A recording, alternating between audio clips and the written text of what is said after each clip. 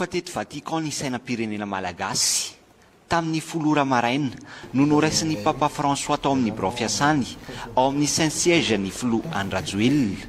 Nisy ny fionana mitokana teo amin'ny rotonta.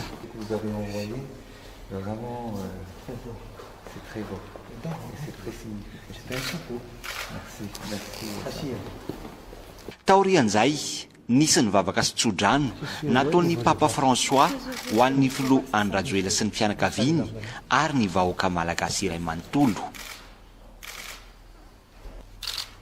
Ny taona 2024 ny Papa François no nandalo taty Madagasikara.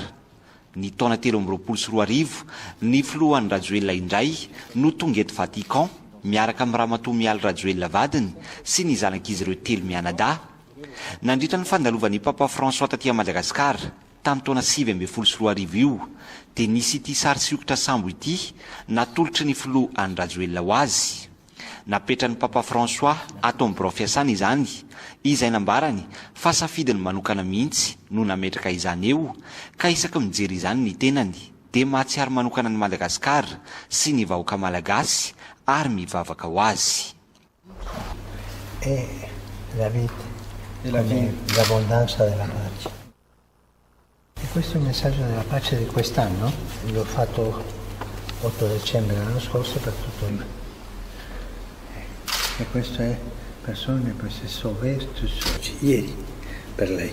Oggi. Il a signé hier pour vous. Merci, sa santé. Taorian'ny fionan'io dia noraisin'ny Monseigneur Miraslo Wachowski, izay sous-secrétaire pour les rapports avec les États au Vatican ny filoha Andry Rajoelina.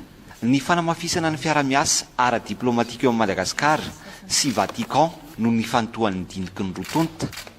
Vinavinaina nisy ny fifanaovany sy ny fifanaraha-piara-miasa na accord de coopération bilatérale eo amin'ny firenena rotonta ato.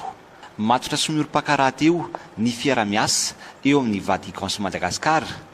Manaporofo izany ny fandraisan'ny fiangonana katolika anjara mavitrika amin'ireo sehatra fampandrosoana maro eto amin'ny firenena, raha tsy teny afa-tsy ny fampianarana sy ny fahasalamana.